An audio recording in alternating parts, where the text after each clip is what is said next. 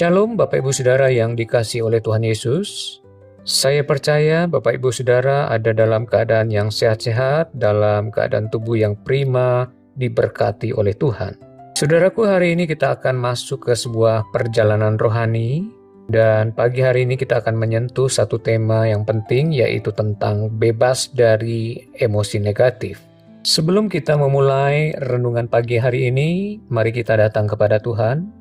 Bapa di sorga, kami datang dalam hadirat-Mu, kami kembali membuka hati kami untuk terus mengenal firman-Mu Bapa.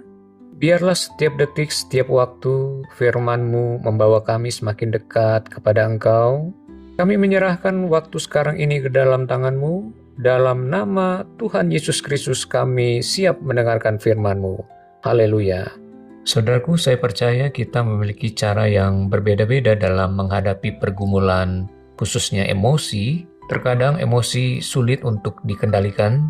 Maka hari ini izinkan saya sebagai saudara, sebagai sahabat, kita sama-sama belajar membahas bagaimana mengendalikan emosi. Bagaimana kita bisa menaklukkan emosi kita yang kadang muncul dan sulit untuk kita kendalikan, saudaraku. Saudaraku, ada ayat penting yang harus kita belajar bersama-sama, yaitu tentang undangan Tuhan Yesus untuk kita semua bisa mengalami kelegaan yang berasal daripadanya. Dalam Matius 11 ayat yang ke-28 sampai yang ke-29, Tuhan Yesus berkata, "Marilah kepadaku semua yang letih lesu dan berbeban berat, aku akan memberikan kelegaan kepadamu. Pikulah kuk yang kupasang dan belajarlah daripadaku, karena aku lemah lembut dan rendah hati, dan jiwamu akan mendapat ketenangan." Saudaraku, ayat ini bukan hanya sekedar ajakan atau undangan dari Tuhan Yesus. Ini adalah suara lembut dari Sang Gembala kita, Sang Juru Selamat kita yang memahami kondisi yang terdalam dalam diri manusia. Tuhan Yesus sangat memahami bahwa hati kita ini mudah lesu, pikiran kita mudah kacau, emosi kita tidak gampang untuk bisa dikendalikan. Saudaraku, perhatikan, ketika Tuhan Yesus mengatakan bahwa jiwamu akan mendapat ketenangan, ini artinya, saudara, Tuhan Yesus bukan hanya menguatkan roh kita, tetapi Ia juga menenangkan jiwa kita. Jiwa kita ini, saudaraku, adalah pusat emosi, pusat perasaan, dan pusat pikiran kita. Maka pada saat emosi kita tidak stabil, mari kita datang kepada Tuhan Yesus, saudaraku. Sebab hanya Tuhan Yesus yang dapat menenangkan jiwa kita. Ketika kita datang kepada Tuhan Yesus, pemulihan emosi mulai nyata dalam hidup kita. Tuhan Yesus sangat mengerti, Tuhan Yesus sangat peduli pada kegelisahan batin kita, saudaraku. Maka dari itu, di dalam 1 Petrus 5 ayat 7 dikatakan begini, saudara, "Serahkanlah segala kekhawatiranmu kepadanya, sebab Ia yang memelihara kamu." Ayat ini memberitahukan kepada kita bahwa kita tidak pernah sendirian, saudaraku. Kita diajak oleh firman Tuhan untuk menyerahkan segala kekhawatiran kita kepada Tuhan Yesus, saudaraku. Saudara, ketika kita mengalami emosi yang tidak stabil, di momen itulah kita harus cepat-cepat sadar, saudaraku, bahwa kita harus datang kepada Tuhan Yesus. Ketika kita datang kepada Tuhan Yesus, Tuhanlah yang akan memelihara pikiran kita yang tertekan. Saat emosi kita tidak stabil, di saat itulah kita harus datang kepada Tuhan Yesus, menyerahkan segala pergumulan batin kita. Serahkan segala kekhawatiran kita. Lepaskan segala sakit hatimu, saudaraku. Percayakan semua masalahmu ke dalam tangan Tuhan Yesus Kristus. Saudaraku, percayalah, pada saat kita datang kepada Tuhan Yesus, maka ada damai sejahtera Allah yang kita akan rasakan. Firman Tuhan dalam Filipi 4 ayat yang ke-6, "Janganlah hendaknya kamu khawatir tentang apapun juga, tetapi nyatakanlah dalam segala hal keinginanmu kepada Allah dalam doa dan permohonan dengan ucapan syukur. Damai sejahtera Allah yang melampaui segala akal akan memelihara hati dan pikiranmu dalam Kristus Yesus." Saudaraku, sebagai orang percaya yang benar, jangan pernah kita khawatir tentang hal apapun juga. Firman Tuhan menyatakan bahwa kita harus datang kepada Allah dalam doa dan permohonan dengan hati yang mengucap syukur, bukan dengan hati yang bersungut-sungut, saudaraku. Dengan demikian, damai sejahtera Allah itu akan memelihara hati dan pikiran kita, saudara, agar tetap memuliakan Tuhan Yesus Kristus. Saudaraku, banyak orang mengatasi masalah emosinya yaitu dengan menyibukkan diri terus-menerus, melarikan diri ke dalam aktivitas yang negatif. Ada juga yang mengalami depresi yang dalam pada saat ia tertekan. Ingat saudara, jiwa kita yang tertekan oleh emosi kita yang tidak stabil itu hanya bisa disembuhkan oleh Tuhan Yesus Kristus. Hanya Tuhan yang dapat memberikan kita kelegaan dalam jiwa kita. Saudaraku, dalam 2 Timotius 1 ayat yang ke-7, firman Tuhan berkata, Allah memberikan kepada kita bukan roh ketakutan, melainkan roh yang membangkitkan kekuatan, kasih, dan ketertiban.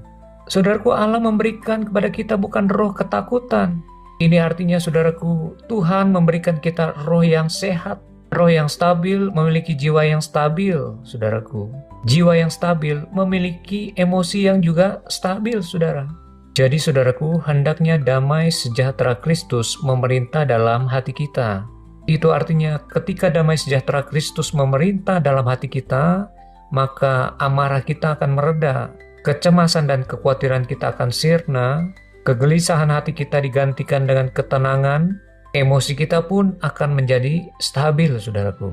Saudaraku, maka hari ini biarkan firman Tuhan bukan hanya mengubah cara berpikir kita, tetapi juga membentuk ulang cara kita merasakan, cara kita bertindak, cara kita menanggapi tekanan, cara kita melihat diri sendiri, cara kita menyikapi masalah, cara kita menghadapi orang lain, cara kita merespon, dan cara kita memahami orang lain, saudaraku. Saudaraku, bagaimana kita memiliki emosi yang sehat di dalam Tuhan?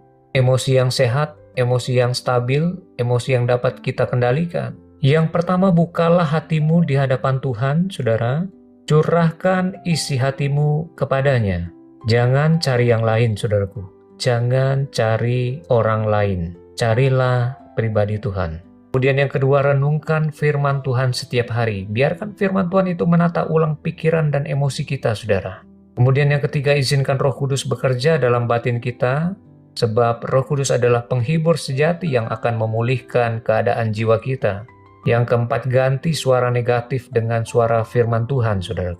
Ingat, kita bukan milik kita lagi, tetapi Kristus yang sudah menjadi pemilik kehidupan kita. Yang kelima, biarkan damai sejahtera Kristus memimpin kita dan mengatur perasaan kita. Ketika damai sejahtera Kristus itu memerintah dalam hati kita, maka luka masa lalu, luka karena kekecewaan, itu tidak berkuasa lagi atas hidup kita.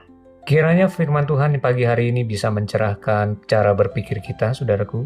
Dan mulai hari ini, mari kita berubah bersama-sama. Hati kita dikuasai oleh damai sejahtera Kristus.